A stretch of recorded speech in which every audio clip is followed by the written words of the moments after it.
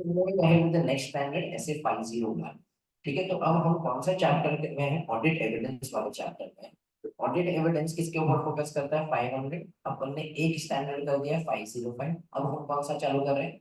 501।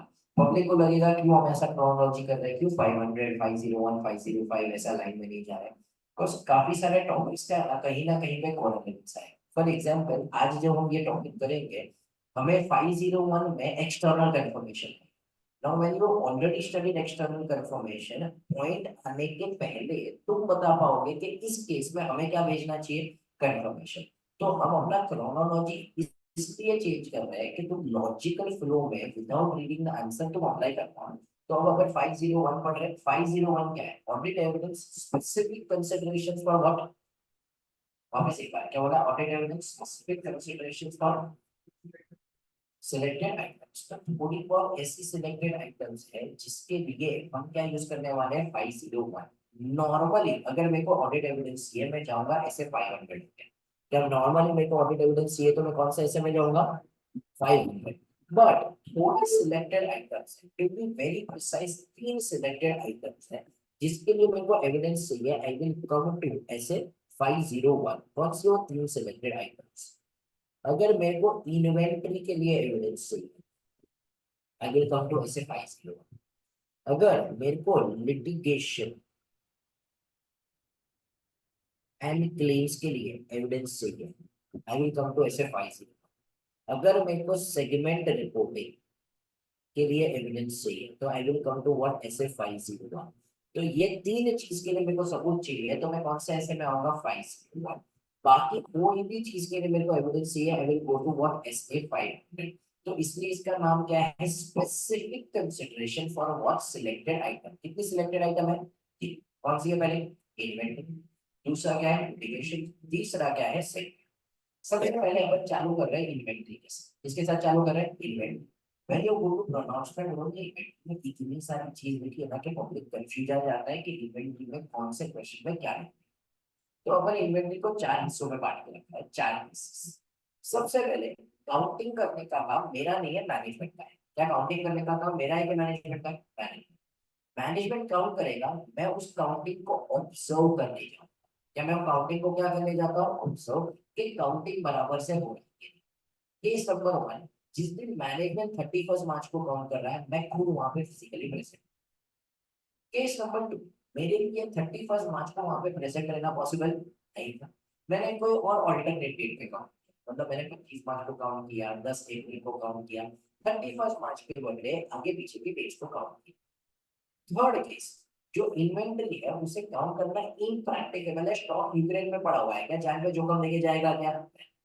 चौथा, वहां पे स्टॉक हमारे पास है ही नहीं, स्टॉक थर्ड पार्टी के पास है। याद करो 505 हम थोड़ा इन्वेस्टमेंट कर चुके थे, हमें वो थोड़ा समझा था।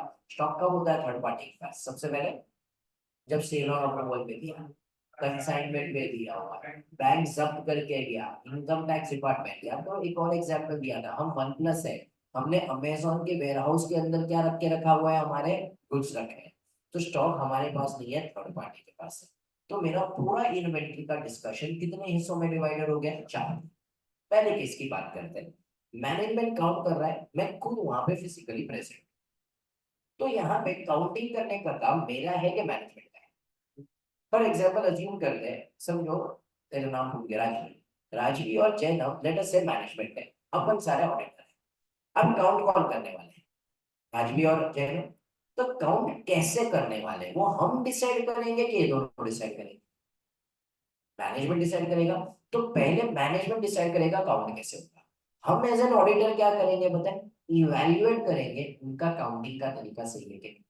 एग्जाम्पल देते हैं, हम नटराज पेंसिल में गए, हम नटराज पेंसिल का स्टॉक काउंट करने जा रहे हैं। अब नटराज पेंसिल वाला बोलता है मैनेजमेंट, मैं मैनेजमेंट को पूछा हूँ, देख भाई काउंटिंग तो तेरे को करना है, तू ही बता कैसे करने वाले। वो बोला भाई देखो सर, हम एक एक पेंसिल को काउंट कर सकते हैं नहीं है, हमारे पास लाखों करोड़ों पेंसिल है। हमारी एक एक पेंसिल ऐसा जो बॉक्स होता है उसके अंदर 10 पेंसिल होती है। कितनी होती है? 10। पहला ठीक है चलो, तो तुम ऐसे एक एक बॉक्स काउंट करोगे? बोले नहीं सर, हमारा ये एक बॉक्स के अंदर कितनी पेंसिल है? 10। पर लेकिन हम ये क्या करते हैं, ये जो बॉक्स है ना उसको डाल देते हैं कार्टन के अंदर। किसके अंदर डाल देते हैं? कार्टन। इस कार्टन के अंदर ऐसे टोटल कितने बॉक्स है? 10।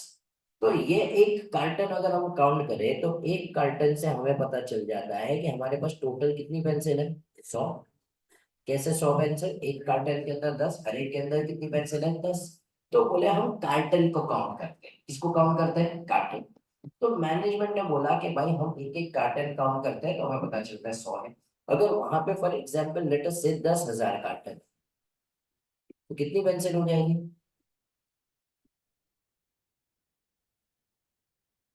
ठीक है, 1 करोड़ पेंसिल हो जाएगी। तो यहाँ पे वो लोग बोले, सॉरी मेरी गलती, 10 लाख पेंसिल हो जाएगी। तो बोल रहे भाई यहाँ पे कितनी पेंसिल हो जाएगी? 10 लाख। तो this is how we count. तो मैंने मैनेजमेंट का सबसे पहले क्या देखा, इवैल्यूएट किया मैनेजमेंट के इंस्ट्रक्शन। अब अगर मेरे को यहाँ पे मैनेजमेंट के इंस्ट्रक्शन गलत लगेगा, तो मैं यही स्टेज पे मैनेजमेंट को बोलेगा भाई तुम्हारे इंस्ट्रक्शंस गलत है, मेरे को लग रहा है तुम्हारा काउंटिंग करने का तरीका ही गलत है। क्या तुम्हारा काउंटिंग करने का क्या है? तरीका ही गलत है। मैंने मैनेजमेंट को बोला तुम एक एक कार्टन उठा के रखता है। अब तुम लोग कार्टन उठा के रख रहे हो सकता है एक कार्टन के अंदर 10 बॉक्स ही निकले, सिर्फ कितने बॉक्स थे? 8। या लेटर से 10 के 10 बॉक्स थे, हर एक के अंदर 10 पेंसिल नहीं थी, हर एक के अंदर 9 पेंसिल, 7 पेंसिल। तो मैं कैसे मान लूं एक कार्टन के अंदर 100 पेंसिल? तो अब ये दोनों क्या बोलेंगे, सर ये तो पॉसिबल नहीं है ना कि हम एक एक पेंसिल काउंट करें। मैंने बोला ठीक है, एक एक मत काउंट करो, तुम क्या करो एक बॉक्स को काउंट करो। एक बॉक्स में कितनी पेंसिल थी? 10। फिर वैसे 10 बॉक्स काउंट करके एक पैकेट में रखो तो कितनी पेंसिल हो गई? 100। ये एक पूरा काउंटर में एक एक पेंसिल काउंट करके जमा कर। फिर ये कार्टन को है ना एक वेइंग स्केल में होगा। वेइंग स्केल समझता है, वजन काटा। उसके ऊपर फॉर एग्जाम्पल आ गया 3 केजीज। कितना आ गया? 3 केजीज। अब बाकी सेकेंड कार्टन ऑनवर्ड्स काउंट करते हैं। हर एक कार्टन को रखो वेइंग स्केल पे। अगर वहां पे 3 केजीज आ रहा है तो मुझे एविडेंस मिल रहा है कि बाकी के कार्टन के अंदर भी कितनी पेंसिल पड़ी रहेगी? 100। समझ रहे? तो मेरे को लगा कि उनका काउंटिंग करने का तरीका गलत है ना, तो मैं पहले ही स्टेप को रुका लेगा। क्योंकि मेरे को क्या लग रहा है उनका काउंटिंग करने का तरीका सही नहीं है। अब वरना क्या होता अगर मैं ये स्टेट में इंटरफियर नहीं करता, वो लोग तो अपना पूरा काउंट कर लेते। फिर मैं बोलता अरे यार तूने तो ऐसे ही कार्टन काउंट कर लिए, मैं कैसे भरोसा करूं हर एक के अंदर 100 है कि क्या ये वापस काउंटिंग करेगा क्या? नहीं, काउंटिंग में टाइम इन्वॉल्व है, कॉस्ट इन्वॉल्व है, इट इज नॉट पॉसिबल। इसलिए मैंने पहले स्टेज पे जब मैनेजमेंट ने डिसाइड किया कैसे काउंट करने वाले हैं, मैंने इवैल्यूएट किया उनकी प्रोसीजर सही है कि उनकी प्रोसीजर सही नहीं। क्या यहाँ तक समझ रहे हैं? ठीक है। कैसे इवैल्यूएट करेंगे थोड़ा और डिटेल में जाएंगे, पर क्या यहाँ तक सबको समझ रहे हैं? ठीक है। अब वो लोग ने मैनेजमेंट ने प्रोसेस बनाया। अब मैं ऑब्जर्व कर रहा हूँ कि जो ये लोग ने डिसाइड किया था उसी तरीके से काउंट हो रहा है या उसी तरीके के काउंट नहीं हो रहा है। तो मैंने सबसे पहले तो क्या किया, इवैल्यूएट किया मैनेजमेंट के इंस्ट्रक्शंस को। उसके बाद अब मैं इन्वेंट्री को क्या कर रहा हूँ, ऑब्जर्व कर रहा हूँ कि वो लोग वैसे ही काउंट कर रहे हैं कि नहीं कर रहे। मेरे को बताओ इन्वेंट्री कैसे वैल्यू होता है? एट स्टॉक और NRV which ever is known. इसलिए अब मैं इन्वेंट्री को क्या करना चाहता हूँ, मतलब इंस्पेक्ट। क्योंकि इंस्पेक्ट करूंगा ना तो ही मेरे को इन्वेंट्री की क्या समझने वाली है, कंडीशन। कंडीशन से मेरे को पता चलेगा inventory should be valued at NRV or cost whichever is lower. अब हमारा एक क्लाइंट था जो है ना मिरर्स बनाता था। क्या बनाता था? मिरर्स। ऑनेस्टली स्पीकिंग सबसे ज्यादा कष्ट है ना उनको स्टॉक में उसी के करता है।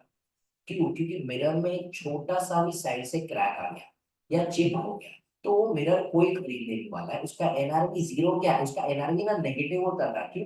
सिर्फ मिरर ऐसा नहीं है ना कि जिसको तोड़ के तुम फेंक दोगे रास्ते में डस्टबिन के अंदर।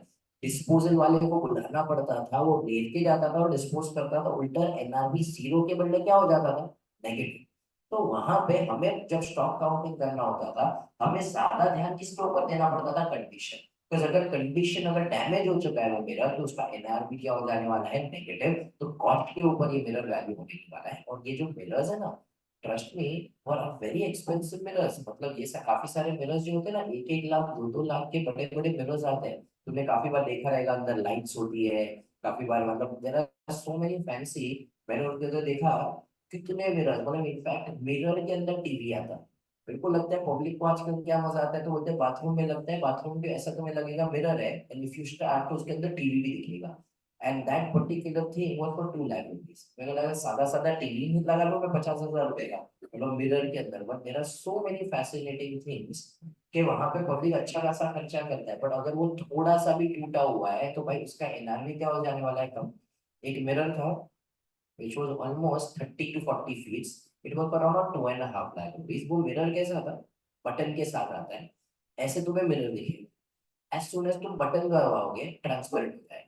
तो वो लोग ने क्या किया था, जो ऑफिसेस थे, जो चेयरमैन सीईओ सीएफओ थे, उनके केबिन में लगाए थे कि ऐसे मिरर दिखे, बट जब उनको देखना हो कि बाहर कौन है, वो लोग बटन दबा के देख सकते हैं, तो मिरर हो जाए। अब वो जो मिरर था उसके ट्रांसपोर्टेशन के बाद उसमें एक बड़ा सा स्क्रैच आ चुका था। अब मेरे को बताओ, क्या कोई भी बंदा वो मिरर खरीदने वाला है क्या? और स्क्रैच इज नॉट समथिंग जो रेक्टिफाइबल है। तो हमें एज एन ऑडिटर क्या चेक करना पड़ेगा, उसका कंडीशन। तो पहले तो मैंने काउंट देखा, इवेल्युएट किया मैनेजमेंट कैसे काउंट कर रहा है, फिर मैंने ऑब्जर्व किया, पर मैंने इंस्पेक्ट किया। इंस्पेक्ट क्यों किया? क्योंकि मैं उसकी क्या देखना चाहता था, कंडीशन। आखिर में मैं क्या करूंगा, परफॉर्म करूंगा टेस्ट काउंट। क्यों परफॉर्म करूंगा टेस्ट काउंट? देखो किसी ना किसी दुष्ट के दिमाग में तो ये आया रहेगा कि वो लोग ने 3 किलो के पेंसिल के बदले 3 किलो के पत्थर रख दिए थे। तो भाई यहाँ पे मैं क्या करेगा, अगर समझो वहां पे ऐसे कितने बॉक्सेस थे, फॉर एग्जाम्पल 10,000 बॉक्सेस थे, मैं सिंपल रैंडम सैम्पलिंग के बेसिस के ऊपर 10 बॉक्सेस उठा लूंगा, और मैं कोई भी 10 बॉक्सेस को क्या करूंगा, काउंट करना चालू करूंगा। अब वहां पे मैनेजमेंट को भी पता है कि वो 10 बॉक्स में पत्थर निकले तो उनको ही पत्थर पड़ेंगे। तो इसलिए मैं वहां पे क्या कर रहा हूँ, परफॉर्म कर रहा हूँ test count, just so that management ऐसा ना करे। इनफैक्ट वहां पे तुमने आई डोंट नो कभी सुना है कि नहीं, गवर्नमेंट के जो क्रेन्स और सब कुछ होता है, बीच में एक स्कैम आया था कि काफी सारे जो राइस और सब कुछ होता है उसके अंदर है ना सैंड भरा हुआ था। ठीक है, 5 किलो की पूरी बोरी है, पर वो 5 किलो की बोरी के अंदर राइस पड़ा ही नहीं है, सिर्फ और सिर्फ क्या पड़ा हुआ है, सैंड। इसलिए हम क्या करेंगे, टेस्ट चेक के बेसिस के ऊपर थोड़ी बहुत चीजों को चेक करेंगे कि अंदर कंटेंट वही है क्या। Has everyone understood? तो अब बस यही सारे पॉइंट्स को अब हम थोड़ा और गहराई में जाएंगे। 4 पॉइंट्स अपन ने देखे। पहले अपन ने क्या देखा, इवैल्यूएट क्या किया, मैनेजमेंट का इंस्ट्रक्शन। सेकेंड अपन ने क्या किया, ऑब्जर्व। देखो थोड़ा बहुत है ना फिजिकली अज्यूम करो कि तुम एक्चुअली नटराज पेंसिल के गोडाउन में खड़े हो। तो पहले मैनेजमेंट ने काउंटिंग का इंस्ट्रक्शन दिया, हमने देखा वो बराबर है कि नहीं। फिर बाद में मैंने ऑब्जर्व किया कि मैनेजमेंट ने जो बोला था वैसे ये लोग काउंट कर रहे थे। तीसरा मैंने उसका क्या इंस्पेक्ट किया, कंडीशन। और चौथा मैंने क्या किया, परफॉर्म किया टेस्ट काउंट। हर एक का लॉजिक समझा कि 4 प्रोसेस क्यों किए, तो तुम्हें नीचे के पॉइंट्स बहुत अच्छे से समझेंगे। अब तुम ब्रैकेट में देख रहे हो नोट 1 2 3 4 दिखा है, एग्जाम में नहीं आया, बट आईसीआई क्या कहता है अभी कि हम तुम्हें एप्लीकेशन बेस्ड सवाल पूछेंगे। तो मैं बार बार रिपीट करूंगा, 2 3 लेक्चर्स तक और रिपीट करते रहूंगा कि एप्लीकेशन मतलब मैंने तुम्हें प्रोनाउंसमेंट में बताया था पहले वाले दिन कि स्टैंडर्ड को कैसे अप्लाई किया जाता है। नीचे याद है A1 A2 वाले पैराग्राफ्स थे, ये सारे जो नोट्स है ना ये एप्लीकेशन वाले। क्या ये सारे नोट्स क्या है, एप्लीकेशन। अब तक एग्जाम में आए हुए नहीं।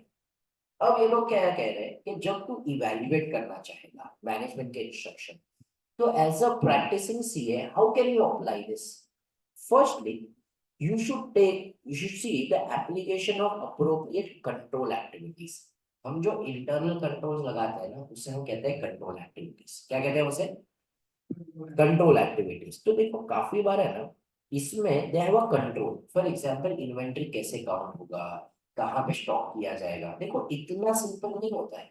फॉर एग्जांपल समझो वहां पे इतनी सारी बुक्स पड़ी हुई है, वो बुक्स का अपने को काउंटिंग करनी है, उसके लिए ना कंट्रोल होना चाहिए, वरना क्या होगा पता है, अगर समझो उन लोग को बराबर से नहीं समझा है, वो लोग बुक्स को काउंट करेंगे, वापिस सारी इकट्ठा करके रखते जाएंगे, वापिस हो गया कि बुक से जो बुक काउंट हो गई वही बुक वापिस चली गई वहां पे। अब जब काउंट कर रहे हैं तो पता चला वही बुक डबल काउंटिंग हो गई, अब वो लोग वापिस चकरा गए कि हमने क्या किया, वापिस सेम चीज वापिस काउंट करना चालू करेंगे। तो there should be proper internal controls for the same. तो यहाँ पे लोग क्या बोल रहे हैं, application of what, appropriate control activities. ठीक है, जो अपन ने वो एग्जाम्पल लिया नटराज का कि एक बॉक्स एक कार्टन, वो भी इन अ वे क्या है, इंटरनल कंट्रोल्स। तो वहां पे वो लोग क्या करेंगे, अलग अलग तरीके के शेल्फ्स क्रिएट करते हैं, या तो अलग अलग फ्लोर स्पेस क्रिएट करते हैं कि फॉर एग्जाम्पल जो स्टॉक काउंट हो चुका है वही ग्राउंड फ्लोर पे पड़ा हुआ है, बाकी जो फर्स्ट फ्लोर पे पड़ा हुआ है उसको हम लोग ने अब तक स्टॉक काउंट किया हुआ नहीं है। तो you evaluate the control. Secondly, we need to understand the stages of work in progress. देखो stock is always divided into 3 categories, raw material, work in progress, finish goods. अब तेरे को मैनेजमेंट के साथ बैठ के समझना पड़ेगा कि समझो हम लोग शर्ट बना रहे हैं, हमने पहले रॉ मटेरियल, कौन से स्टेज पे तू इसे फिनिश गुड्स बुलाएगा भाई, या कौन से स्टेज पे तू इसे वर्क इन प्रोग्रेस, समझो तूने क्लॉथ को काट लिया, हम समझ रहे हैं वर्क इन प्रोग्रेस हो गया, पर कौन से स्टेज पे ये वर्क इन प्रोग्रेस से फिनिश गुड्स की कैटेगरी में चला जाएगा, कब हो जाएगा, वो स्टेज हो गया तभी, वहां पे बटन्स लग गए तभी, कि तूने उसको एक्चुअली पैकिंग किया तब। तो हमें मैनेजमेंट के पास से क्या समझने पड़ेंगे, स्टेजेस, तो पता चलेगा कि ये किस में जाएगा, रॉ मटेरियल में, वर्क इन प्रोग्रेस में, कि फिनिश गुड्स में। बड़ो सेकंड वाला point, accurate identification of work in progress, of slow moving, obsolete, damage or inventory owned by third party, for example, or consignment. फिर उसके बाद procedures used to estimate physical quantities, काफी जगह पे ना हमें एस्टिमेट करना पड़ेगा। फॉर एग्जांपल अगर हम माइनिंग करते हैं, कोल माइनिंग करते हैं, तो कितना एक्सट्रैक्ट हम लोग ने निकाला हुआ है, तो ये काफी बार एस्टिमेशन के ऊपर होता है, हमें एग्जैक्टली नहीं पता होता है कि अभी अंदर कितना कोल पड़ा रहेगा, बट लेकिन हमें उसके ऊपर क्या करना पड़ेगा, एस्टिमेशन। तो where applicable such needs to be estimated, estimating the physical quantity of coal. क्या समझा पब्लिक को ये? तो वापस एक बार, जो नोट नंबर 1 है, क्या एग्जाम में आया है? नहीं। when we go through the question, you realize इसके ऊपर कुछ आया हुआ नहीं है, पर we are preparing for the future, इसलिए डाल के रखा है। सेकेंड, मेरे को जो ऑब्जर्व करना है, क्या करना है, ऑब्जर्व। तो मैं क्या करूँ, observing the performance of the management counts, for example, relating to control over the movement of the inventory before, during and after the।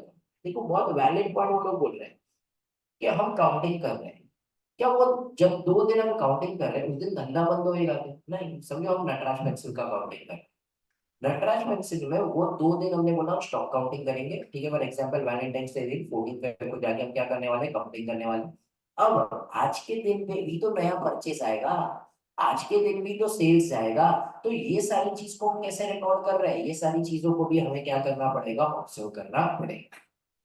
Inspect करो, क्यों इंस्पेक्ट करो, तो अगर इन्वेंटरी डैमेज हो चुकी है, ऑब्सोलीट हो चुकी है, तो उसका एनआरवी क्या हो जाने वाला है कब? तो डैमेज का तो मैंने तुम्हें एग्जांपल दिया मिरर का, ऑब्सोलीट मतलब क्या, फॉर एग्जांपल है ना, अब वो टेक्नोलॉजी चली गई, फॉर एग्जांपल लेट अस से, समझो हम मोजर में रिकॉर्डेड करें, मोजर में क्या करती थी, सीडीज, डीवीडीज, पेन ड्राइव्स बनाती थी। अब उनके पास पेन ड्राइव्स पड़ी हुई है, और उनके पास पुरानी सीडी भी पड़ी हुई है। अब मैं बोलूंगा सीडी आज के जमाने में कौन यूज करता है, मतलब मेरे को पता है मतलब विंडोज का I don't know, Mac OS में आई डोंट थिंक सो कोई भी लैपटॉप में सीडी का ऑप्शन ही आता है, सीडी दिया तो भी मैं इसके अंदर डाल पाएगा क्या, नहीं। तो सीरीज क्या हो चुकी है, ऑब्सोलीट। अब उसका एनआरवी क्या हो जाना चाहिए, 0, या तो एनआरवी क्या हो जाना चाहिए, नेगेटिव। तो मेरे को क्या करना पड़ेगा, ये सारी इन्वेंट्री को इंस्पेक्ट करना पड़ेगा, बस अगर इन्वेंट्री ऑब्सोलीट भी हो गई है तो भी मेरे को उसको क्या करना पड़ेगा, राइट ऑफ करना पड़ेगा, बिकॉज अब वो बेच के पैसा आने वाला। लास्टली मैं परफॉर्म करूंगा टेस्ट का, जस्ट सो दैट मेरे को क्या पता चलेगा, कंप्लीटनेस, और क्या पता चलेगा, accuracy. Accuracy is nothing but measurement, या accuracy is nothing but what, वहां पे एक्यूरेसी के बाजू में देखो मेजरमेंट।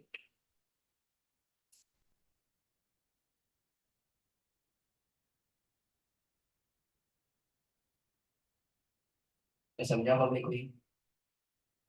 पॉइंट नंबर 5 के ऊपर जानकारी चलना हो बनाओ, इसके ऊपर एग्जाम में सवाल आएगा।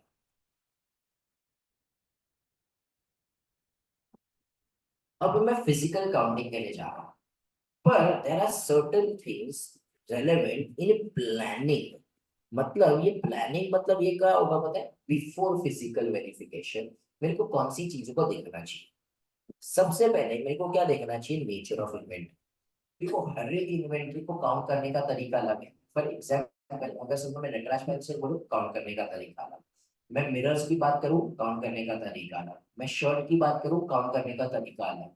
तो मैं सबसे पहले क्या देखना चाहता हूँ, nature of the inventory. Second मैं क्या देखना चाहूंगा, stages of work in progress. ठीक है, because हर एक में वर्क इन प्रोग्रेस का तरीका वापस क्या हो जाएगा, अलग। फॉर एग्जाम्पल शर्ट में अलग है, पेट्रोल, डीजल, केरोसिन और सब में अगर हम देखें तो वापस तरीका क्या हो जाएगा, अलग। तो हम देखना चाहते हैं stages of work in progress. तो मैं फिजिकल काउंटिंग गया, उसके पहले मैंने क्या देखा, मैं कौन सी इन्वेंट्री को काउंट करने जा रहा हूँ। सेकंड मैंने क्या देखा, stages of work in progress. तीसरा मैं क्या देखना चाहता हूँ, आरओएमएस। क्या देखना चाहता हूँ, देखो ROMMS हम हमेशा क्यों देखते हैं, क्योंकि उससे हमें क्या पता चलेगा, रिस्क कितना है, तो इससे हमें क्या पता चलेगा, हमारा NPE। फिर उसके बाद nature of the internal control related to it. एक काफी बार है ना, इंटरनल कंट्रोल स्ट्रॉन्ग होते हैं। मैं इसके साथ है ना तुम्हें नीचे का एक और पॉइंट पढ़ा रहा हूँ, perpetual inventory system. Now perpetual inventory system मतलब क्या, रियल टाइम बेसिस अकाउंटिंग। क्या what do you mean by perpetual inventory system? Real time accounting ये किया है तुम लोग ने तुम्हारे फाउंडेशन में। मतलब समझो तुम HLM में, HLM मैंने जाके मैंने बोला भाई 42 नंबर का येलो कलर का शर्ट चाहिए तुम्हारे पास पढ़ाई के लिए। अब बी के अभी वो मेरे को बता पाएगा कि वो लोग के पास कितना क्वांटिटी पड़ा हुआ है। फॉर एग्जाम्पल समझो नहीं है तो मेरे को बताएगा मलाड ब्रांच में नहीं है, तुम लोअर परेल ब्रांच में आओ वहां पे तुम्हें मिलेगा। अगर समझो मैं वहां पे जाते जाते किसी ने खरीद लिया, तो जैसे मैं पहुंचूंगा तुरंत मेरे को बता दिया जाएगा कि भाई ये अभी किसी ने और ने खरीद लिया, इट इज सोल्ड आउट। तो यहाँ पे रियल टाइम बेसिस के ऊपर होता है, इसे हम कहते हैं परपेचुअल इन्वेंट्री सिस्टम। परपेचुअल मतलब कंटिन्यूसली क्या होते रहता है, रिकॉर्ड। हम जब डीमार्ट में जाते हैं, डीमार्ट क्या यूज करते हैं, परपेचुअल इन्वेंटरी सिस्टम। हम कभी भी जाके पूछेंगे बताओ भाई फॉर एग्जाम्पल तुम्हारे पास रेडमी के कैंस है कि नहीं है, तुम्हें ऑन द स्पॉट बता पाएंगे कि उनके पास कितनी रेड बुल्स अवेलेबल है। This is a type of internal control, this is a type of what, internal control. वहां पे मैक्सिमम में लिख दो एग्जाम्पल में H&M, और दूसरा अपने कौन सा एग्जाम्पल लिया, डीमार्ट। तो ये एक इंटरनल कंट्रोल है। तो अगर सब में ये कंट्रोल्स है तो मेरी एंटी क्या हो जाएगी, कम। बस मेरे को लग रहा है कि यहाँ पे ज्यादा गड़बड़ होने के चांसेस नहीं, वरना इन दैट केस क्या हो जाएगा, थोड़े गड़बड़ होने के चांसेस क्या हो जाएंगे, ज्यादा। तो पहले अपन ने क्या देखा, सबसे पहले nature of the event. Second अपन ने क्या देखा, stages of work in progress. तीसरा क्या बोला मैंने, ROMMS। चौथा क्या बोला अपन ने, whether adequate procedures are expected to be established and proper instruction। ठीक है, तो यहाँ पे इंस्ट्रक्शंस बराबर है कि नहीं, मतलब मेरे को देखना है कि मैनेजमेंट कितना अपना काम शिद्दत से करने वाला है। मेरे को लग रहा है कि मैनेजमेंट अपना काम बराबर से करने वाला है, उनके इंस्ट्रक्शन सही है, तो मेरी एंट्री क्या हो जाएगी, कम। Timing of the physical counting, देखो मैं 31 मार्च को भी कर सकता हूँ, उसके आजू बाजू के डेट्स पे भी कर सकता हूँ। फिर लोकेशन, देखो अगर समझो मैं एक डीमार्ट की बात करूं, डीमार्ट के पास 210 सेंटर है। क्या मैं खुद फिजिकली हर एक 210 सेंटर पे जा पाऊंगा क्या? मैं वो सेंटर पे जाऊंगा जहां पे मटेरियलिटी ज्यादा है या तो रिस्क ज्यादा है। ठीक है, तो मटेरियलिटी देखूंगा या तो क्या देखूंगा मैं, ROMS। उसके बेसिस पे मैं डिसीजन लूंगा कि मैं कहाँ पे इन्वेंट्री काउंट करने जाऊँ। लास्ट में मेरे को देखना है क्या, मेरे को एक एक्सपर्ट की जरूरत है। फॉर एग्जाम्पल लेट अस से हम एक ऐसी कंपनी का ऑडिट कर रहे हैं जो केमिकल्स बना रही है। क्या बना रही है, केमिकल्स। हमें केमिकल को भी इंस्पेक्ट करना चाहते हैं कि भाई केमिकल सड़ाए के नहीं सड़ाए। एज अ कॉमर्स स्टूडेंट क्या अपने को केमिकल में कुछ समझेगा क्या, नहीं। अपने को तो हर एक केमिकल से पास ही आने वाली है। अपने को समझेगा कि केमिकल सड़ाए कि नहीं। देखो अगर सड़ गया है तो उसका NRV क्या हो जाएगा, कम। तो इसलिए शायद मैं किसको लेके जाएगा, एक केमिकल इंजीनियर। तो मेरे को देखना है कि क्या मेरे को एक एक्सपर्ट की जरूरत है, कि एक्सपर्ट की जरूरत। तो ये सारी चीजें मेरे को देखनी पड़ेगी, मैं फिजिकल वेरिफिकेशन के लिए जाऊँ स्किप में। As everyone understood this? कौन से पॉइंट्स अपन ने बोले, सबसे पहले क्या बोला अपन ने, नेचर ऑफ इवेंट। फिर क्या बोला अपन ने, स्टेजेस ऑफ। फिर वापस एक बार पहले तुम रिपीट करो, stages of, nature of event, stages of, तीसरा ROMS। फिर उसके बाद नेचर ऑफ इंटरनल कंट्रोल। फिर बाद में whether adequate procedures are expected to be established and proper.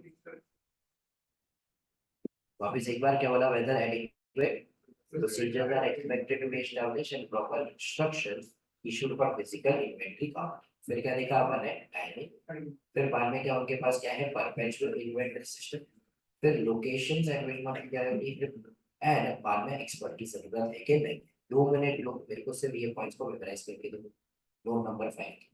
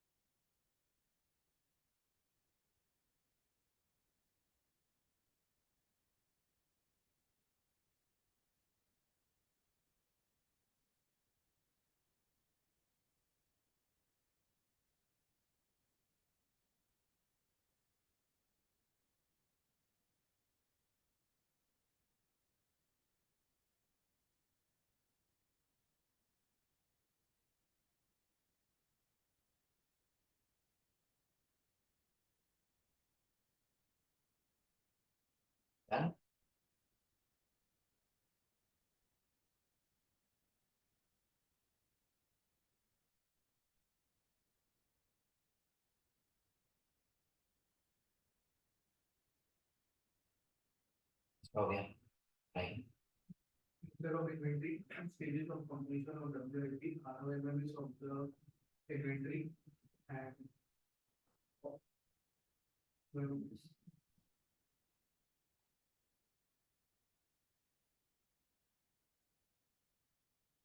quick procedures related to inventory and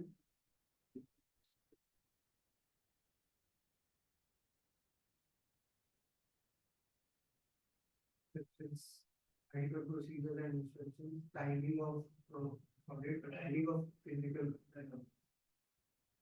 timing, location, perpetual inventory system, location of materiality and ROMS. Expert. ठीक है चलो वापस एक बार सब try करो। पहले क्या बोला अपन ने, नेचर ऑफ, फिर उसके बाद स्टेजेस ऑफ, फिर उसके बाद ROMS, फिर उसके बाद क्या आ जाएगा, इंटरनल कंट्रोल, फिर adequate procedures are expected to be established in proper instruction, फिर आएगा timing, perpetual inventory system, location, और आखिर में क्या आ जाएगा, एक्सपर्ट। क्या यहाँ तक समझा? तो अपना ये केस नंबर 1 हुआ कि मैं खुद वहां पे फिजिकल माउंट काउंटिंग करने गया, तो मेरे को पहले क्या करना पड़ेगा, इवैल्यूएट करना पड़ेगा मैनेजमेंट के इंस्ट्रक्शन, ऑब्जर्व करना पड़ेगा, इंस्पेक्ट और परफॉर्म करो टेस्ट काउंट। नेक्स्ट ये लोग क्या बोल रहे हैं कि perform audit procedures over entities, final inventory records. देखो कि भाई देखो हमने काउंटिंग तो पूरी शिद्दत से किया, पर गलती रिकॉर्डिंग के अंदर कर दी। अब जब हम काउंटिंग करने जाते हैं, यहाँ पे से कोई है क्या जिसने स्टॉक काउंटिंग किया है कभी भी? कहाँ में किया है? कंपनी का नाम मत बता बट। हाँ नहीं नहीं, किस तरीके की चीजें की है? तो फ्लो शीट से ऐसा कुछ होता था तो उनको क्या दिया जाता था?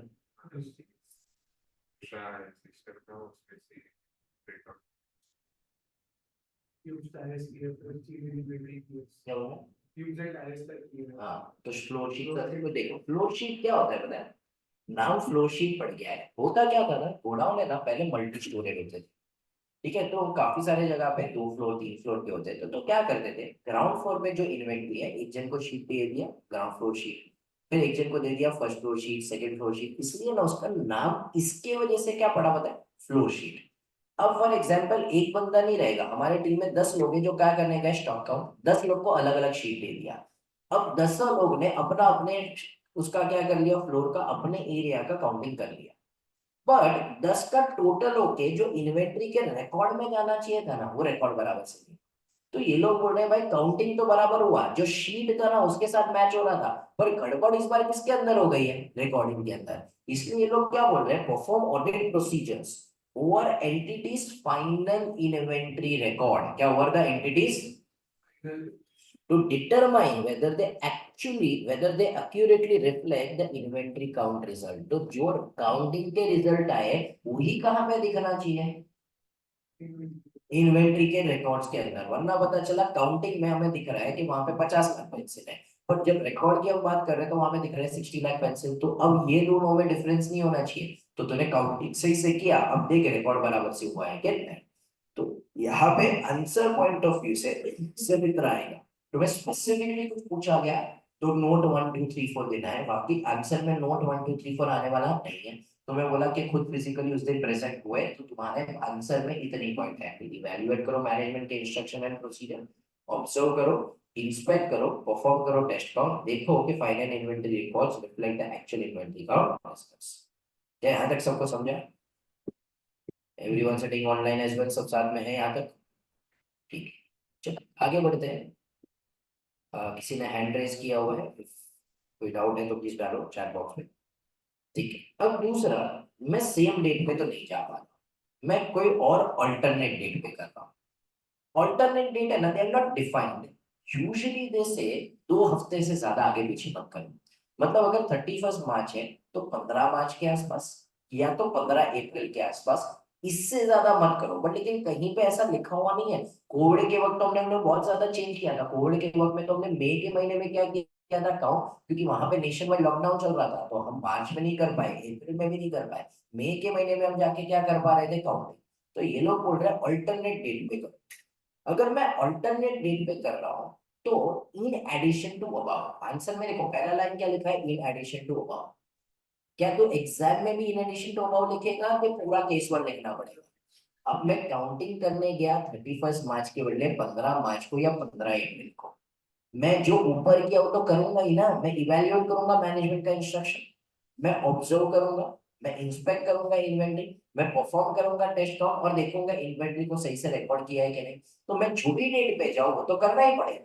तो आंसर में भी उतना पार्ट तो आने ही वाला है, but in addition to that वो लोग क्या बोल रहे हैं, तो in addition to about perform procedures to obtain evidence whether the changes in inventory between the count date and date of financial statement are properly recorded. Example लेते हैं अपन एक।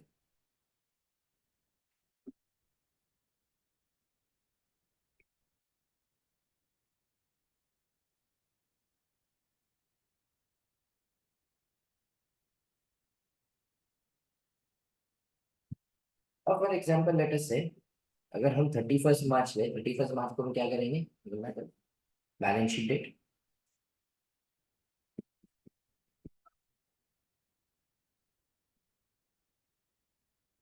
31 March is what, balance sheet date. अब दो option हो सकता है कि for example मैंने 15 मार्च को काउंट किया या मैंने 10 अप्रैल को काउंट किया, इस दोनों को हम क्या कह देंगे, काउंट डेट। क्या कह देंगे हम ये दोनों को, काउंट डेट। मेरे को क्या देखना है, जो भी चेंजेस हुए हैं in inventory between this date are properly recorded. मतलब फॉर एग्जांपल हम लोग ने काउंट किया 15 मार्च को, क्या हमने काउंट कब किया, 15 मार्च को। 15 मार्च से 31 मार्च तक जो भी परचेज हुए उसे मेरे को क्या करना चाहिए, add। जो भी सेल्स हुआ है उसको मेरे को क्या करना चाहिए, लेस। बट वाइज वर्सा मैंने काउंट कब किया, 10 अप्रैल को।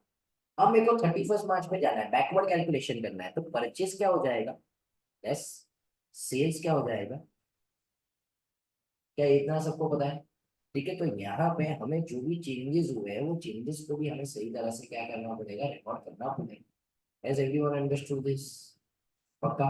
तो यहाँ पे ये लोग क्या बोल रहे हैं कि देखो, perform audit procedures to obtain evidence whether the changes between the count date and date of financial statement are properly। तो पहले मैंने क्या किया, in addition to about, in addition to about मतलब आंसर इन केस वन। ठीक है, मतलब मैंने क्या किया, इवेल्युएट किया मैनेजमेंट के इंस्ट्रक्शन, ऑब्जर्व किया, फिर क्या किया मैंने, परफॉर्म किया टेस्ट काउंट, फिर इंस्पेक्ट किया, और बाद में मैं देखूंगा इन्वेंट्री रिकॉर्ड बराबर से है कि प्लस मैं देखूंगा changes in inventory between the count date and the date of financial statement are properly. अब इसके लिए मैं क्या कर सकता हूँ, तीन ऑप्शन है मेरे पास। सबसे पहले मैं देखूंगा क्या एंटिटी के पास एक परपेचुअल इन्वेंट्री सिस्टम है, क्या सबको पता है, समझ गया अभी परपेचुअल इन्वेंट्री रिकॉर्ड्स। अगर परपेचुअल इन्वेंट्री रिकॉर्ड्स है तो मैं ऐसे ही आंख बंद करके नहीं मानूंगा, मैं उसकी रिलायबिलिटी टेस्ट करूंगा। क्या चेक करूंगा मैं उसकी रिलायबिलिटी, कैसे करूंगा, फॉर एग्जाम्पल मेरे को बोला गया है, समझो डीमार्ट में गए या लेट अस से H&M में गए। H&M में मेरे को क्या बोला कि 42 नंबर के व्हाइट कलर के 13 शर्ट है। क्या 42 नंबर के व्हाइट कलर के कितना शर्ट है, 13?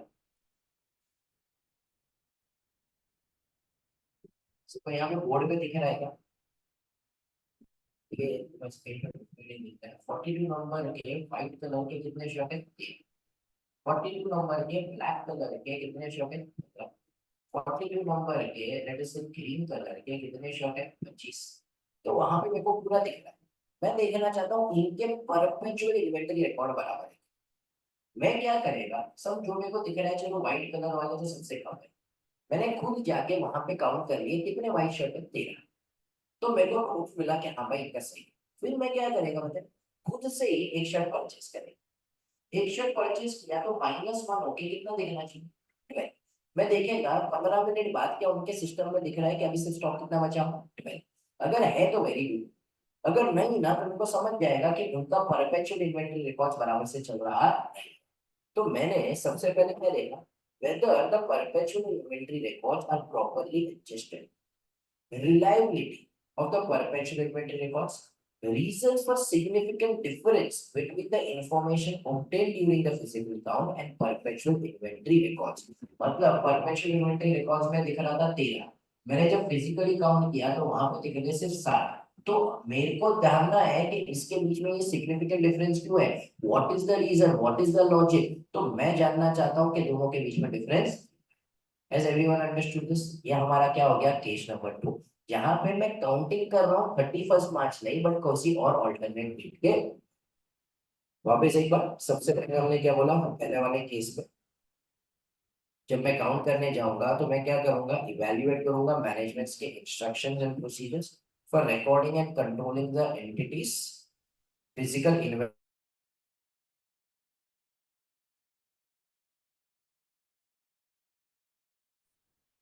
फिर उसके बाद perform the procedures over the entity's inventory records to determine whether they accurately reflect actual inventory count results.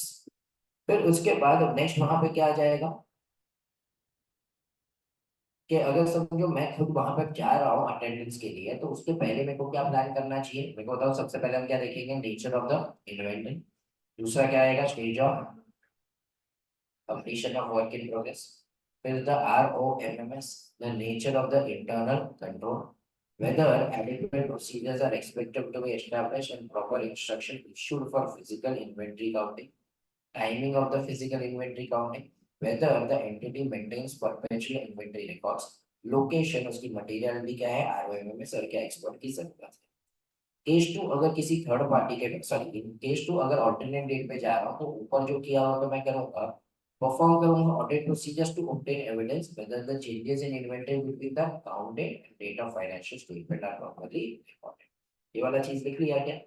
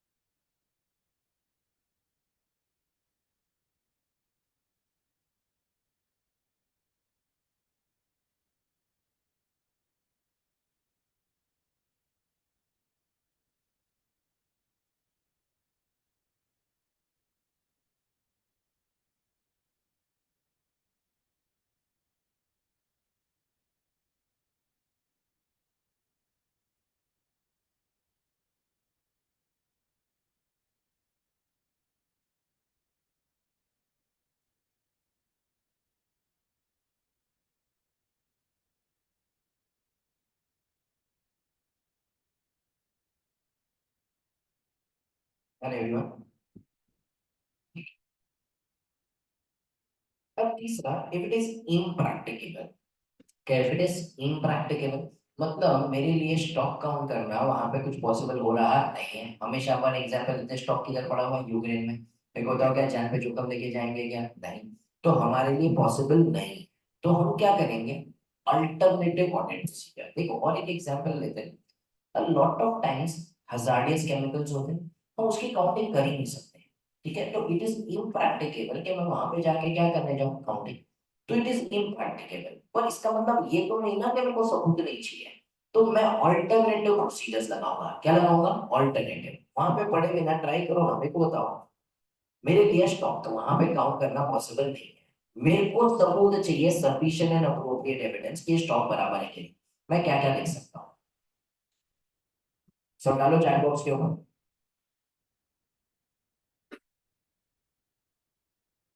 तो एक्सटर्नल कंफर्मेशन, स्टॉक काउंट करना पॉसिबल नहीं है, ठीक है चलो। और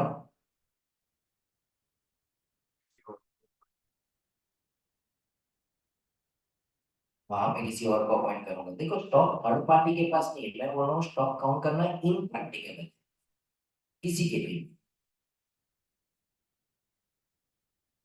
वेरी गुड, सब्सिक्वेंट क्लियरेंसेस हम देख सकते हैं। फॉर एग्जांपल स्टॉक है, हम लोग ने खरीदा है तो हम लोगों ने उसको क्या पे किया रहेगा, डेटर्स को पेमेंट किया रहेगा, तो एक हमें दिखेगा कि भाई हम लोग ने आगे पैसा दिया है कि नहीं। और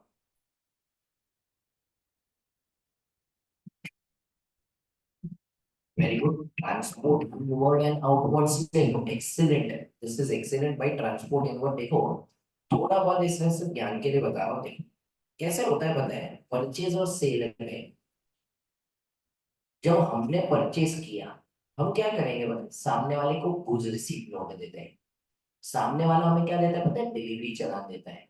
अगर ये सारे डॉक्यूमेंट्स है जो मेरे गोडाउन में आता है, ठीक है, और मैं ना सिर्फ तुम्हें सिर्फ ज्ञान के लिए बता रहा हूँ, मतलब ये एग्जाम के लिए तुम्हारा कुछ ज्यादा रेलेवेंट नहीं है। समझो फॉर एग्जाम्पल गुड परचेज और सब कुछ कैसे रिकॉर्ड होता है। परचेज आया, सबसे पहले है ना हमारे गोडाउन कीपर होता है, वो क्या करेगा, अपने रजिस्टर में एक इनवर्ड की एंट्री पास करेगा कि आज गुड्स आए हुए हैं। फिर उसके बाद एक रिक्विजिशन ऑफिसर होता है, वो चेक करेगा कि कुछ बराबर है कि नहीं, और बराबर है तो वो सामने वाले को क्या दे देगा, गुड्स रिसीट। जैसे हम सामने वाले को गुड्स रिसीट नोट देंगे, वो हमें क्या दे देंगे पता है, डिलीवरी चला। जिस दिन पे ये एक्सचेंज हुआ ना, उस दिन पे रिस्क एंड रिवॉर्ड क्या होता है, ट्रांसफर। तो अगर समझो हमने सच्ची में गुड्स खरीदे हुए हैं, तो मेरे रजिस्टर के अंदर क्या होगी, एंट्री के गुड्स सच्ची में आए, वहां पे सब कुछ रहेगा ना, व्हीकल नंबर रहेगा, ठीक है, फिर बाद में गुड्स की चीजें रहेगी, फिर बाद में डिलीवरी चालान रहेगा। ये सबसे हमारे पास वही प्रूफ मिलेगा कि ये गुड्स एक्चुअली किसके हैं, हमारे या हमारा स्टॉक है कि नहीं। तो यहाँ पे जब भी हमें देखना है तो हम क्या कर सकते हैं, सबसे पहले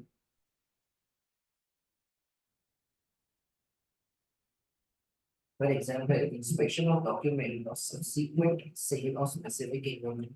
हम लोग ने आगे जाके सब्सीक्वेंट सेल किया, मतलब अगर ये हमारी इन्वेंटरी होती है तो मेरे को बताओ कि मैं आगे जाके किसी और को बेच पाता क्या, ठीक है। और purchase prior to the physical accounting में on side about the existence of the condition of the, अगर मेरे लिए अल्टरनेटिव प्रोसीजर्स लगा के भी सबूत ढूंढना पॉसिबल नहीं है, तो मैं अपना ओपिनियन क्या कर दूंगा, मॉडिफाई। क्योंकि वापस कौन सा केस हो जाएगा, जहाँ पे मेरे पास साइन नहीं है, या जहाँ पे मेरे पास क्या नहीं है।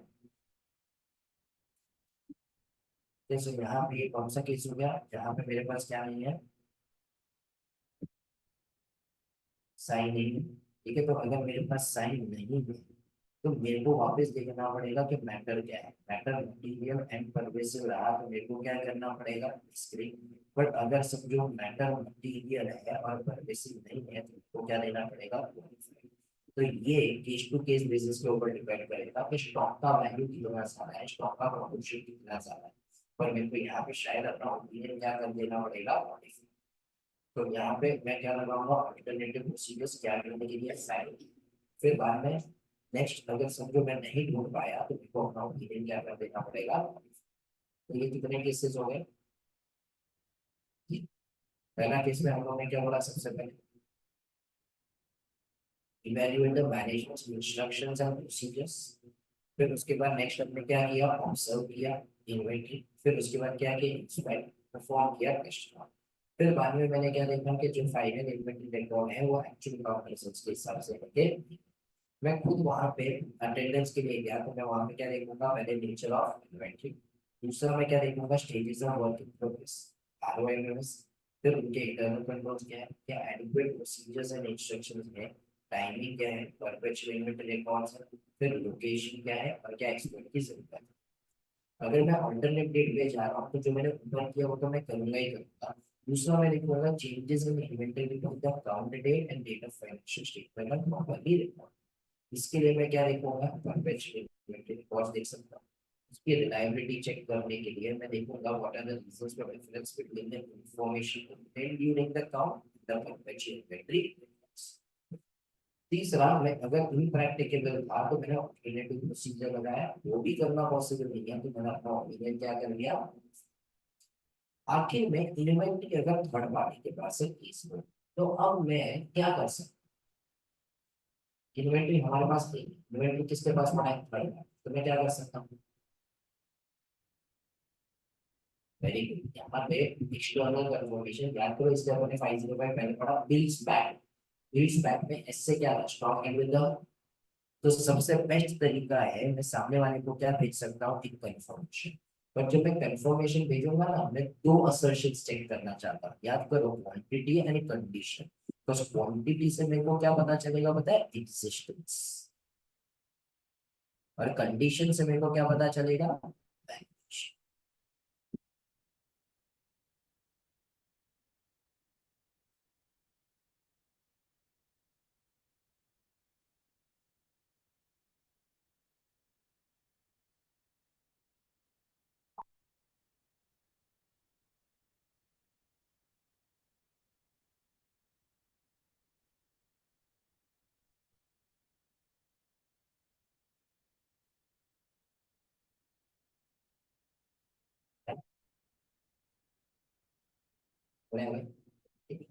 नेक्स्ट लोग क्या बोल रहे हैं कि तुम परफॉर्म करो इंस्पेक्शन और अदर ऑडिट प्रोसीजर, पर अदर ऑडिट प्रोसीजर के नीचे डिटेल में होते हैं एग्जांपल्स।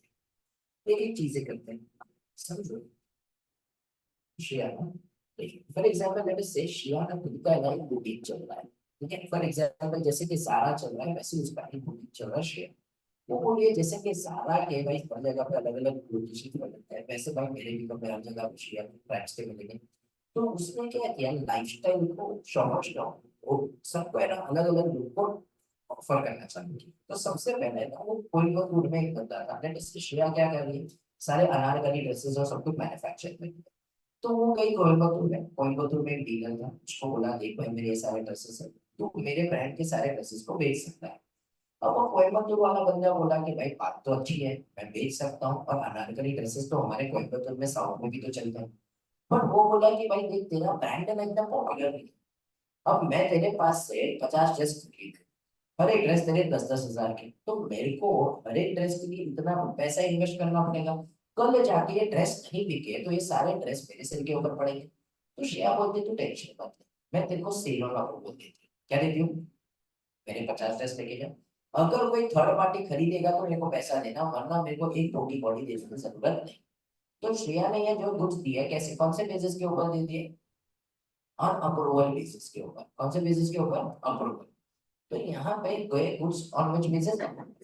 स्टॉक श्रेया के गोडाउन में पड़ा है कि थर्ड पार्टी के पास पड़ा है? Third party.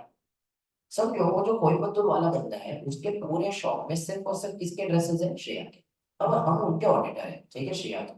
स्टॉक श्रेया के पास पड़ा है कि थर्ड पार्टी के पास? अब मैं वो कोयम्बतूर वाले बंदे को बोलेगा मैं वहां पे आके स्टॉक काउंट करना चाहता है। देखो अगर श्रेया के गोडाउन में ही पड़ा होता तो मैं तेरे को आके परेशान करने वाला नहीं था। बट अब श्रेया का सारा स्टॉक किधर पड़ा हुआ है? वहां पे। मैं खुद आके काउंट करना चाहता हूँ, या मैं खुद नहीं जानना चाहता, कोई और एक डीलर है जो ऑलरेडी कोयम्बतूर में बैठा हुआ है, मैं वो कोयम्बतूर के डीलर को बोल रहा हूँ, मतलब कोई और ऑडिटर है उसको बोल रहा हूँ तू मेरे भी यहाँ पे जाके क्या कर ले, काउंट। क्या ये पॉसिबल है? यस। तो ये लोग क्या बोल रहे हैं? अटेंडिंग और arranging for another auditor to attend third parties physical inventory counting. आगे क्या लिखा हुआ है वर्ड? If practicable. शांति से सुनो एग्जाम्पल, फिर मैं वहां पे लिखवाता हूँ। ये पहला केस था जब कोयम्बतूर में था, पॉसिबल था, उसका ये चीज सक्सेसफुल हो गया। श्रेया ने क्या चालू किया, वैसे ही लाइफस्टाइल शॉप स्टॉक को भी क्या बोला, मेरे कुछ को लो ऑन अप्रूवल बेसिस, वहां पे लगाओ, कोई खरीदेगा तो पैसा देना वरना मत देना। अब उसके गुड्स कहाँ पे पड़े हुए थे? शॉप स्टॉक पे। मैं शॉप स्टॉक वाले को बोला कि देखो मेरे क्लाइंट के गुड्स उसके गोडाउन में नहीं है, तेरे गोडाउन में, मैं वहां पे आके काउंट करना चाहता है। शॉप स्टॉक वाला वाला भाई देख मैं काउंट करने नहीं आ सकता। वो कोयम्बतूर वाला तेरा जो बंदा था ना, उसका धंधा सिर्फ शेयर के गुड्स की वजह से चल रहा था, उसके पूरे शॉप में सिर्फ उसके गुड्स लगे थे, उसने तेरे को आने दिया। मेरे यहाँ पे श्रेया जैसे और 300 ब्रांड लगे हुए हैं। अब सबके ऑडिटर मेरे उधर 31 मार्च को काउंटिंग करने आए ना, तो मैं सिर्फ काउंटिंग काउंटिंग खेलेगा, धंधा कर पाएगा क्या? नहीं। तो बोला भाई मैं तेरे को आने दे सकता नहीं है। तो lot of times third party के उधर खुद जाके काउंट करना या किसी और को अरेंज करके काउंट करवाना, sometimes it may be possible, sometimes it may not be possible, because the third party may not allow. इसलिए वो लोग ने आगे क्या वर्ड लिखा हुआ है, इफ प्रैक्टिकल। तो अगर मैं बात करूं कोयम्बतूर वाला डीलर, ठीक है, फॉर एग्जाम्पल कोयम्बतूर वाला अगर हम डीलर की बात करें तो भाई in that case it is possible. But अगर समझो मैं शॉपर स्टॉक्स की बात करूं तो भाई इन दैट केस ये पॉसिबल होने वाला नहीं। ठीक है, अब फॉर एग्जाम्पल लेट अस से, ये वाला पॉइंट समझा सबको यहाँ तक? थर्ड वाला पॉइंट मैं समझाता हूँ, सेकंड वाले पॉइंट पे बात में आते हैं। हम लोग क्या कर सकते हैं, वेयर हाउस रिसीट्स दे सकते हैं। फॉर एग्जाम्पल मैंने अभी थोड़े टाइम पहले बताया तुमको प्रोसेस बताया कि जब भी कुछ अंदर आते हैं गोडाउन कीपर एक क्या करता है, इनवर्ड के पास, तो वो लोग के पास एक क्या पड़ा रहेगा, वेयर हाउस रजिस्टर पड़ा रहेगा। इस वेयर हाउस रजिस्टर के अंदर बहुत सिंपल रहेगा, यहाँ पे इनवर्ड की एंट्री होगी और यहाँ पे किसकी एंट्री रहेगी, आउटवर्ड।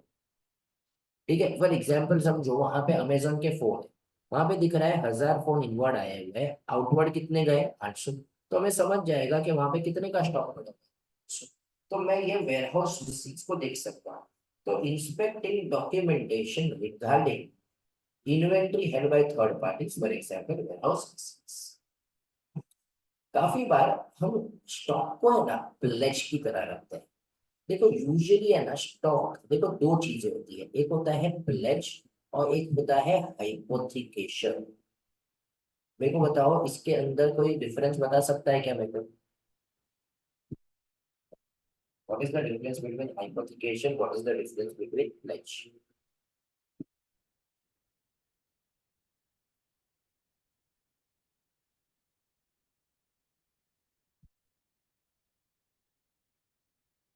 क्या डिफरेंस होगा?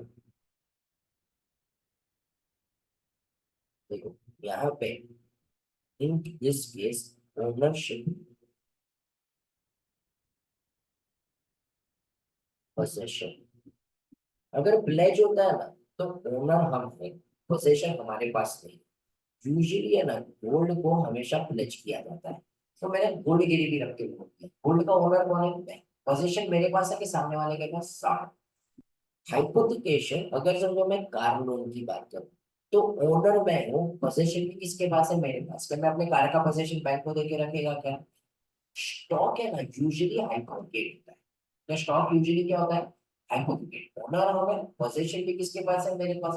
तो अगर बैंक को अगर पोजीशन देके रखा हुआ है तो मैं अपना धंधा कैसे चलाएगा? But in extremely rare cases bank क्या बोलेगा, मेरे को स्टॉक प्लेज करके दे। तो स्टॉक के ओनर हमें, पोजीशन हमारे पास है कि थर्ड पार्टी के पास है, तो मेरे को क्या भेजना पड़ेगा, कंफर्मेशन।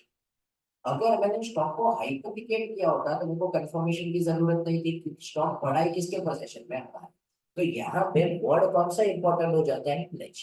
अगर स्टॉक को प्लेज किया है तो वही बस सामने वाले के पास से क्या मांगेगा, कंफर्मेशन। तो मैंने 3 पॉइंट्स अब तक पढ़ाए। सबसे पहले अटेंडिंग या arranging for another auditor to attend. दूसरा मैंने क्या बोला, इंस्पेक्ट करो डॉक्यूमेंटेशन। और तीसरा क्या करोगे, रिक्वेस्ट कंफर्मेशन अगर स्टॉक को कैसे रखा है। नेक्स्ट एग्जाम्पल, सो हम ऑडिट कर रहे हैं वन प्लस का। वन प्लस ने अपने बहुत सारे फोन, लेटर से 20,000 फोन रखे हुए अमेजोन के ऊपर। कौन से बेसिस के ऊपर, सेल होना। अब अपन वन प्लस को ऑडिट कर रहे हैं, हमने अमेजोन को बोला भाई स्टॉक किसके गोदाम में पड़ा हुआ है, ठीक है, हम काउंट करना चाहते हैं। अमेजोन वाला बोला भाई देख, जब देखो शॉप स्टॉक वाले ने अलाउ नहीं किया, क्या मैं तेरे को अलाउ करेगा क्या? नहीं। बस वन प्लस जैसे लाखों डीलर्स है जिनका स्टॉक मेरे गोदाम में है। हर एक इंसान मेरे उधर अगर स्टॉक काउंट करने आएगा तो मैं कुछ कर पाएगा? तो मैं तेरे को वहां पे आने दे सकता नहीं। क्या ये समझा बोलने को? तो मेरे को वहां पे अमेजोन वाले ने बता कर, अमेजोन वाला बोला तेरे को चाहिए ना, तो मैं तेरे को एक एक्सटर्नल कंफर्मेशन देगा कि मेरे पास कितना स्टॉक पड़ा हुआ है वन प्लस का। मैं अमेजोन को क्या बोला कि तू मेरे को एक्सटर्नल कंफर्मेशन देने के लिए रेडी है। क्या देने के लिए रेडी है? External confirmation. एक्सटर्नल कंफर्मेशन में तू क्या लिख के देगा कि what is the quantity of goods and what is the condition of the goods, बराबर। पर मेरे को तो तेरे इंटरनल कंट्रोल के ऊपर ही भरोसा है। मेरे को लग रहा है कि तेरा internal control of counting of inventory गलत है। मतलब तू काउंटिंग ही बराबर से नहीं करता है, तू तो ऐसे ही मेरे को लिख के दे देता है कि वन प्लस का इतना स्टॉक पड़ा हुआ है। क्या तू काउंटिंग ढंग से करता है? क्या तेरे पास कोई इंटरनल कंट्रोल नहीं है इन्वेंट्री को काउंट करने की? सेकेंड, मेरे को लग रहा है तू इन्वेंट्री को सेफ गार्ड नहीं कर पा रहा है। मेरे को लग रहा है तेरे जो इंटरनल कंट्रोल होने चाहिए ना for safeguarding of inventory, वो भी सही नहीं है।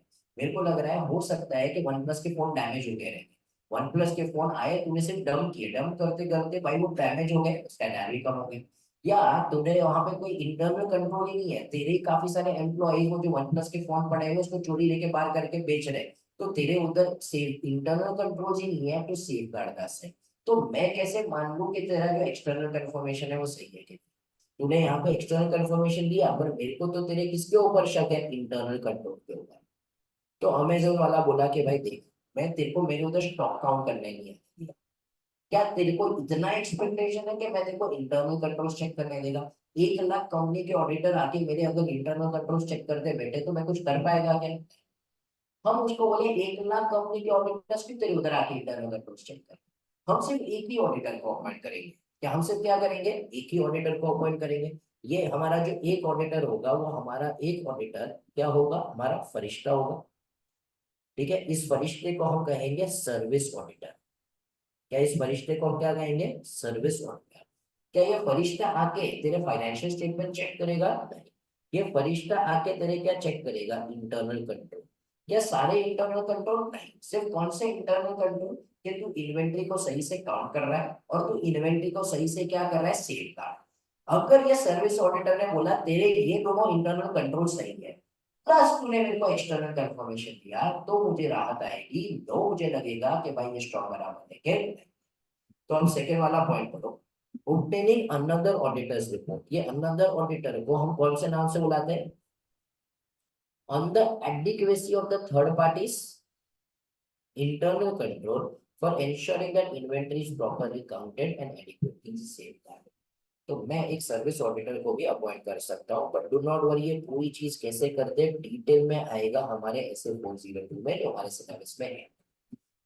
ठीक है, तो डिटेल में चर्चा करेंगे what is a service auditor and how it is. तो ये हमारे हो गए जब इन्वेंट्री किसके पास है? थर्ड पार्टी के पास। तो चार अदर प्रोसीजर्स के एग्जाम्पल। पहला वाला क्या था?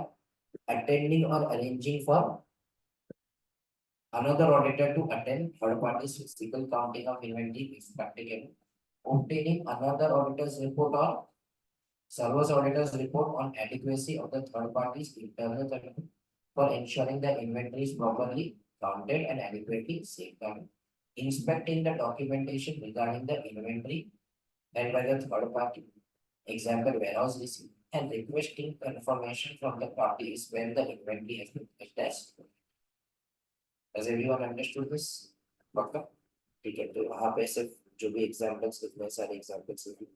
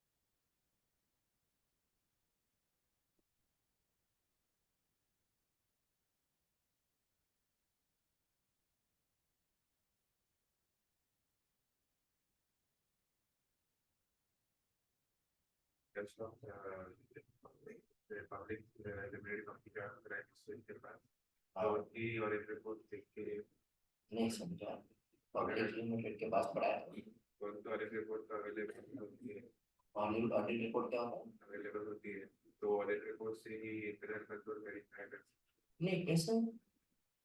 जैसे आप बोलते हैं ना अदर ऑडिटर रिपोर्ट। हाँ, तो उसके सारे इंटरनल कंट्रोल्स थोड़ी मेरे को देखना है कि उसका इन्वेंटरी काउंटिंग और सेफगार्डिंग के लिए मेरे को एविडेंस चाहिए कि उसके ये दोनों कंट्रोल बराबर से चल रहे हैं कि जब हम जाएंगे ना, when we talk about SA 315 सब कुछ, हम पढ़ेंगे कि हम सारे कंट्रोल्स को टेस्ट नहीं करते। अगर समझो फॉर एग्जांपल मैं JKC का ऑडिटर हूँ, मैं हर एक कंट्रोल को टेस्ट नहीं करेगा, जो मेरे को रेलेवेंट लगे और मेरे को मटेरियल लगे वही होगा।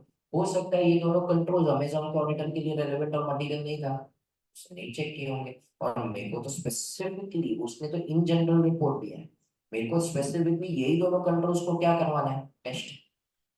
तो वहां पे, बस वहां पे तो सिर्फ ICFR होता है ना कि internal control financial reporting are adequately operating, बाकी कुछ थोड़ी होता है डिटेल में कि कौन से कंट्रोल्स है नहीं। डन एवरीवन, क्लियर है सब कुछ? सो इसके साथ हमारा इन्वेंट्री क्या हो जाता है समान। तो इन्वेंट्री के अगर हम देखें तो टोटल कितने पॉइंट्स थे, 4। एक मैं खुद कहाँ पे था, फिजिकल काउंटिंग के लिए गया था, वहां पे बोलो क्या पढ़ा अपन ने सबसे पहले, evaluate the with instruction and procedures for recording and controlling the result of, फिर उसके बाद observe the performance of the management's count procedure, inspect the inventory और क्या परफॉर्म करोगे, test count, perform audit procedures over the entity's final inventory records to determine whether they accurately reflect actual inventory count results. फिर उसके बाद next मैं वहां पे counting करने के लिए जाऊंगा, तो काउंटिंग करने के पहले मेरे को क्या देखना पड़ेगा, प्लानिंग करते वक्त पहले नेचर ऑफ इन्वेंटरी, सब रिपीट करो, फिर क्या आएगा, स्टेजेस ऑफ, फिर उसके बाद ROMMS related to inventory, nature of the internal control related to inventory, whether adequate procedures are expected to be established and proper instructions issued, timing, perpetual inventory records, location and export। अगर मैं alternate date पे कर रहा हूँ तो ऊपर जो करूंगा तो वो तो करूंगा, but in addition to that देखना है changes in inventory between count date and date of financial statement are properly recorded। फिर उसके बाद मैं वहां पे देखूंगा कि परपेचुअल इन्वेंटरी रिकॉर्ड्स है क्या वो रिलायबल है, सिग्निफिकेंट डिफरेंसेस है तो उसके रीजंस क्या है। अगर इम्प्रैक्टिकेबल है तो मैं अल्टरनेटिव प्रोसीजर्स लगाऊंगा, बट अगर नहीं कुछ सबूत मिला तो ओपिनियन क्या कर दूंगा, मॉडिफाई। अगर थर्ड पार्टी के पास है तो मैं रिक्वेस्ट करूंगा कंफर्मेशन, या तो मैं क्या परफॉर्म करूंगा, other audit procedures. Other audit procedures की 4 एग्जाम्पल है, मैं खुद अटेंड कर सकता हूँ या तो अरेंज कर सकता हूँ किसी और को इफ प्रैक्टिकल। फिर यहाँ पे मैं सर्विस ऑडिटर को भेज सकता हूँ इंटरनल कंट्रोल असेस करने के लिए। फिर inspecting the documentation, for example warehouse receipt and request confirmation from other parties when inventory has been pledged as collateral. Litigation and claim है, वहां पे हम क्या बोलेंगे, IM डेट, क्या बोलेंगे आप, IM लिटिगेशन एंड क्लेम पूरा नहीं कर पाएंगे। चलो काम करते हैं, क्वेश्चन करते हैं। सब आ जाओ इन्वेंटरी के क्वेश्चन के ऊपर, पेज नंबर 49 के ऊपर। अब दो सब क्वेश्चन है, तुम्हें मेरे को सिर्फ ये बताना है कि देखो this is question number A, this is question number B. You will just tell me कि इसके अंदर कौन सा केस आएगा, केस 1 2 3 या 4। और सेकंड बी वाले के अंदर भी केस 1 2 3 4। ठीक है, चलो सो रीड करो। LMN Limited supplies navy uniform across the country. The company has 4 warehouses at different locations throughout India and 5 warehouses at border. The major stocks are generally supplied from the borders. LMN Limited appointed Messrs. OPQ and Company to conduct its audit for the financial year 1920. Mr. O, partner of Messrs. OPQ and Company, attended all physical inventory counting conducted throughout India, but could not attend the same at borders due to some avoidable reason. You are required to advise Messrs. OPQ how sufficient and appropriate evidence regarding existence and condition may be obtained. How an auditor is supposed to deal when attendance at the physical inventory counting is impracticable.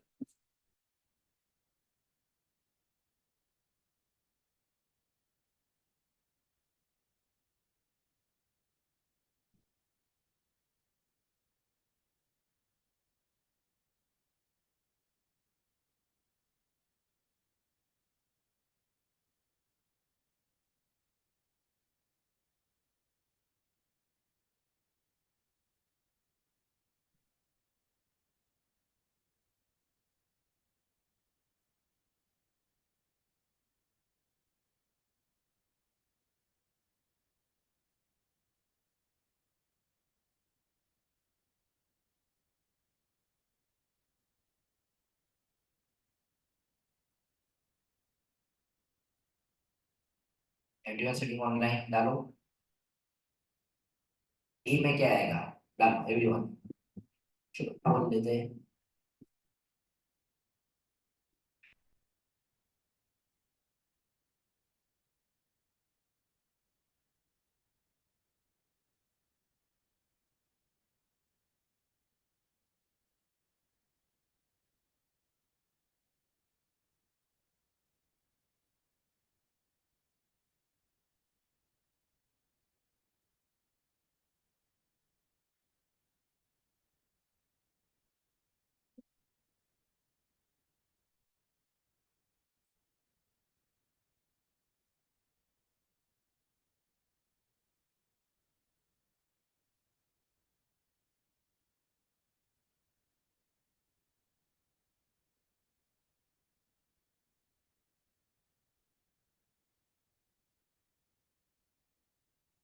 डालो question पहले वाले में कौन सा case आएगा? Case 1 2 3 4। Everyone start answering.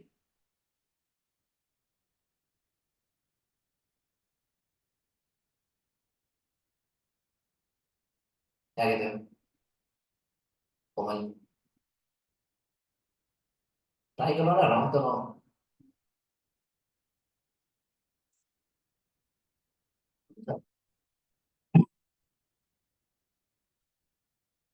नहीं समझा।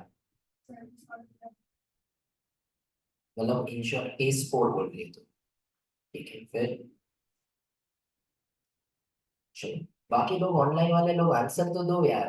Hardly 10 people have answered here, right? 10 people. Please try to participate. ठीक है चलो बी वाला का बताओ, बी वाले का क्या है? तो बी वाला तो एवरीवन इज श्योर कौन सा केस आ जाने वाला है? 3। तो यहाँ पे जिस भी स्टूडेंट ने ए वाले के लिए केस 3 बोला है ना, वो तो गलत ही हो गया ना। नीचे भी केस 3 लिखो, ऊपर भी केस 3 लिखो, ऐसे थोड़ी कॉपी राइटिंग का एग्जाम ले रहा है तुम्हारा। तो दोनों में तो सेम नहीं आ सकता। यहाँ पे केस नंबर 1 आएगा। they are asking question in general, उनका ऊपर के क्वेश्चन से कोई लेना देना नहीं। वो लोग बोल रहे हैं how sufficient and appropriate evidence regarding existence and condition of inventory में भी होंगे। तो in general they are asking कि तू कैसे सपोर्ट करेगा, उसका ऊपर के केस से कोई भी लेना देना नहीं है। तो तेरे को कौन सा वाला लिखना पड़ेगा? केस 1। ठीक है, so I am glad there are at least 6 students who could give the correct answer। ठीक है, तो यहाँ पे कौन सा आ जाएगा? Case 1।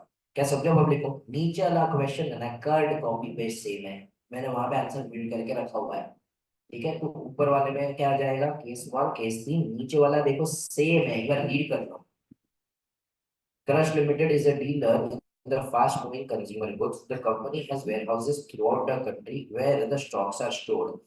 The auditor of a company normally conduct physical verification of stock along with the management at the end of the financial year. However, the auditor could not be physically present during the stock taking at two places on account of certain disturbances in the region. In the light of the above facts, how sufficient and appropriate evidence regarding conditions and existence of inventory may be obtained? How auditor is supposed to deal when the attendance at the physical inventory is impracticable? ठीक है, तो answer क्या हो जाएगा? Same जो वाला वही होगा। क्या यहाँ तक पब्लिक को समझा? ठीक है चलो, so with this we put an end to this particular session. कल के लेक्चर में हम क्या करेंगे? Litigation and claim segment reporting हमारा 501 क्या हो जाएगा? समाप्त। और हम आगे के स्टैंडर्ड्स के साथ भी आगे प्रोसीड करेंगे। ठीक है, so tomorrow's lecture we will go ahead with 510, that is 14 balances। तो हमारा 501 505 510 तक हो जाएगा। So thank you very much, see you all again। Any doubts anyone? Any doubts anyone?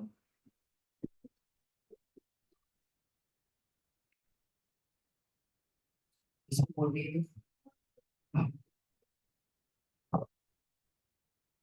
everyone here is now।